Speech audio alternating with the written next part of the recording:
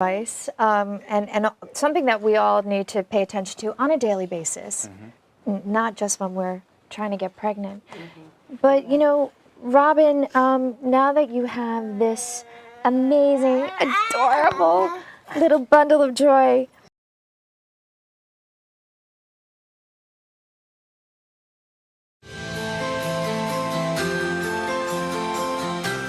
when you're ready to start or expand a family, unexplained infertility can be devastating. After the birth of her son, Robin Kammerer wanted another child, but conceiving baby number 2 proved more difficult than she ever could have imagined. Robin Kammerer was living the life many women dream of: a happy marriage, a career, and a son named Ben. 2 years later, at age 34, she and her husband decided to have another child. When I had my son, I wanted him to have a sibling, and I thought it would be so simple and so easy, and it just didn't turn out that way, sadly. 11% of all couples who already have a child go on to experience secondary infertility. That's approximately 4 million families, or about half of all infertility cases. I started seeing my doctor, I did a whole write-up, and then we started seeing a fertility specialist, and it got to be so clinical that it didn't feel right. And at that point, we're looking at about 4 years. Robin saw an ad in a magazine for a product called PregPrep. It was developed by Dr. Lara Oboler, a cardiologist who, like Robin, struggled with infertility. I was 34 years old. I've been trying for a few months and it wasn't happening. And I was getting very, very nervous. I decided to do some research on my own because my OBGYN would say, just relax, you'll get pregnant, but it wasn't happening. So I found out about something called a mucolytic. Mucolytics are substances that break down mucus, and the main barrier between a sperm and an egg is cervical mucus. I decided to take a break, and then I read in Marie Claire magazine about PregPrep, and I said, you know what, I have nothing to lose. And that was in October of 2012, and ordered it, and the next month I was pregnant.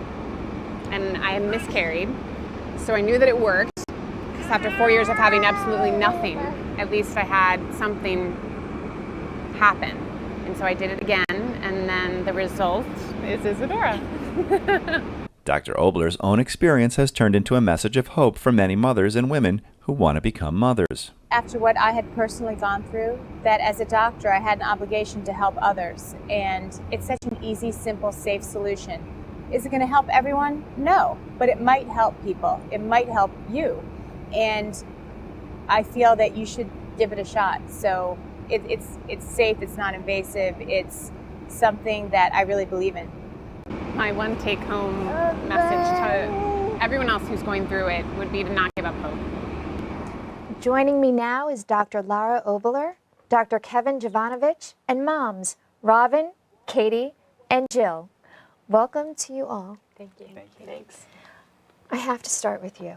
The world has, as we know, definitely has changed, and women really aren't having babies in their 20s the way they used to. What percentage of your practice are women in their 30s now? My practice is in Manhattan, and I find that most women are pursuing education or careers that delay childbearing. So in my practice, more than 75% of my practice are 30 or older. So it's uncommon to see women in their 20s coming in. In different parts of the country that may be different, but at least in the area that we're in, lots of people are choosing careers or education before they have children. And how does that affect their ability to get pregnant? So your fertility does change throughout life. So in the 20s per month, your fertility rate is about 20 to 25%. And then in the 30s, it drops to about 15% per month. Wow. And then after 40, it drops dramatically to less than 5% per month. So really, you know, we're in our 20s and we're not thinking about getting pregnant, but the reality is we can't predict exactly how hard it's going to be. Exactly. So future fertility is totally unpredictable. Patients ask me that all the time. Hey, do I have to worry about the future? And that's not a question that anybody has an answer to. I mean, average ages at which people can conceive, technically before 40, you should be able to conceive. After 40, it gets very, very difficult. So yeah, predicting 5 or 10 years down the road is very difficult. So can you delay 5 years? Can you delay 10 years? Everybody's a little different. And so it's impossible to tell you, yes, you're okay to wait, or no, you're not okay to wait. So, Dr. Oboler, as a cardiologist, we train together as a friend. I know how you think. You're a doctor, and doctors do what we do. We try to fix things. Exactly. And so how was this for you, having difficulty getting pregnant? And tell me, how did you decide, I'm going to do this? Well, when I had my first child, when I tried to conceive my first child, I was about 34. I was a doctor, I was a cardiologist, I was working in a busy practice. I was healthy, I didn't smoke, I didn't drink, I did all the right things.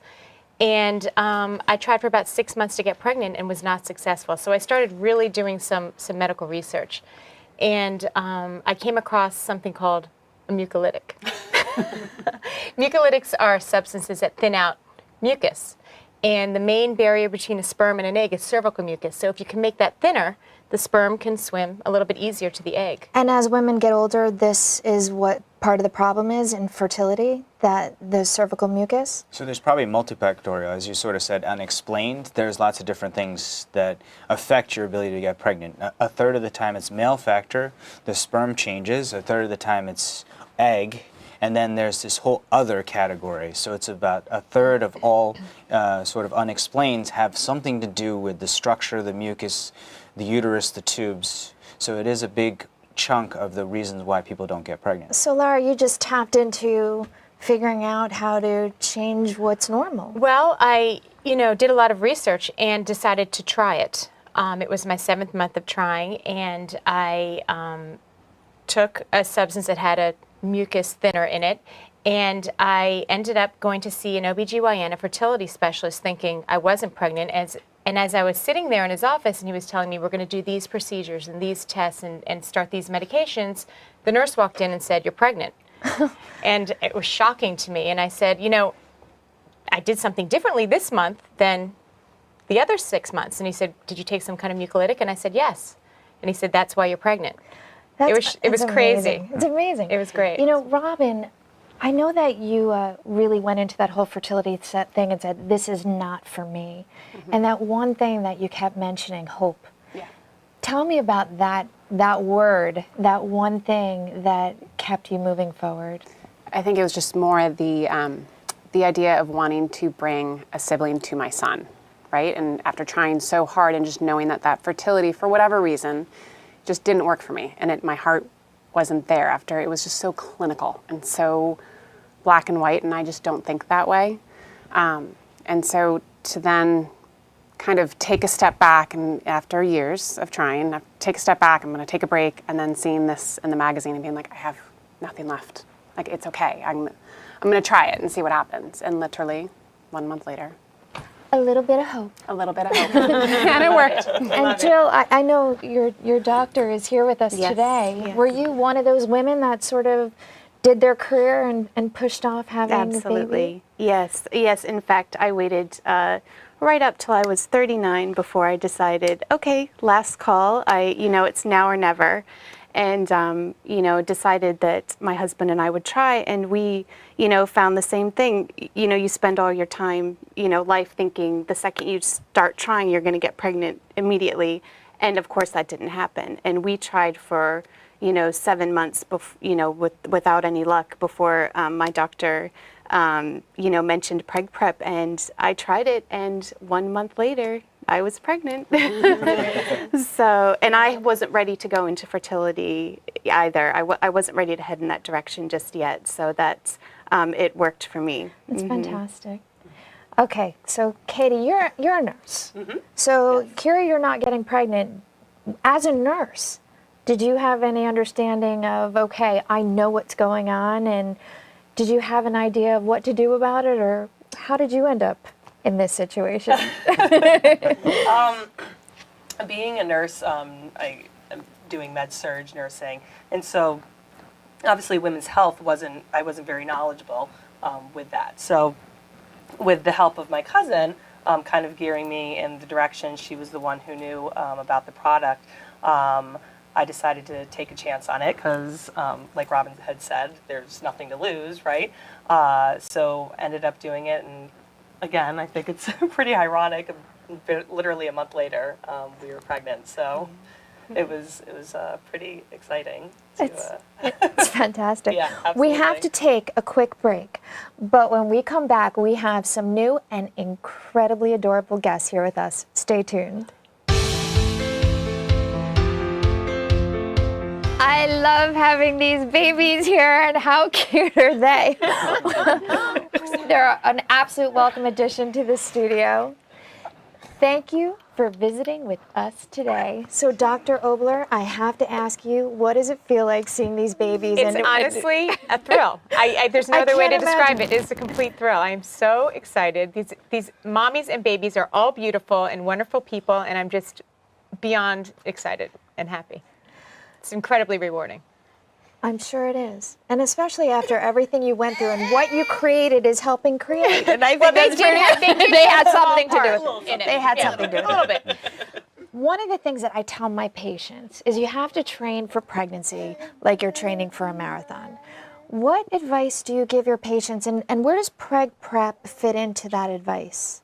So I think, there's really important to understand your body. So know what your cycle is. Everybody's got a different cycle. So some people have a very short cycle, 21, 24 days. Some people have a very long cycle. So know when you're ovulating. It's somewhere in the middle of the cycle. And then I call it New York infertility. You actually have to have relations at the right time. So you have to know your cycle and make sure that you actually are on time. And the PregPrep kit helps out with that because it teaches you about timing, because the next component is the mucus and the changes within the vagina that everybody has every cycle. So the mucus is very thin around the middle part of the cycle, so it's easy for sperm to get there, and then thicker after ovulation. So what the PregPrep does is thin it even more, give increased chance that the sperm and egg get together. And the last most important thing is take really good care of yourself. De-stress, exercise, sleep, take prenatal vitamins at least a couple months before so that you're ready for the 9 months ahead. I think that's all perfect advice, and something that we all need to pay attention to on a daily basis, not just when we're trying to get pregnant. But, Robin, now that you have this amazing, adorable little bundle of joy, what is your favorite part about being a mom? I think just, coming home after a long day of work and then being greeted by these one little amazing who crawls and then the other one who runs and tackles. 7-year-old son. Amazing in their own ways. Exactly. The son and the daughter, which is awesome. And Jill and Tate, what are you most grateful for? Oh, him, of course. I mean, you think about having kids and you kind of can imagine what it would be like having kids. But then once you have one, you actually realize how amazing it really is. And I'm just so grateful that, he's here. We love him to bits, so. He's so cute. Thank you. Can you imagine your life without this adorable person?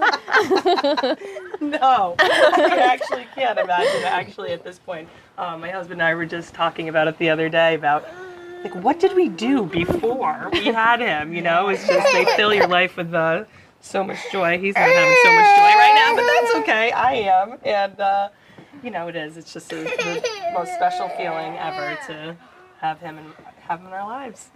He's so cute. They're all beautiful. Scrumptious. I think this really brings up the question, which is, can we really have it all? I am like you guys. I trained as a cardiologist. I didn't even think of having a baby until I was in my late 30s. And the reality is, it never occurred to me that there would be any issue. And I think that's really kind of what all of us sort of go through.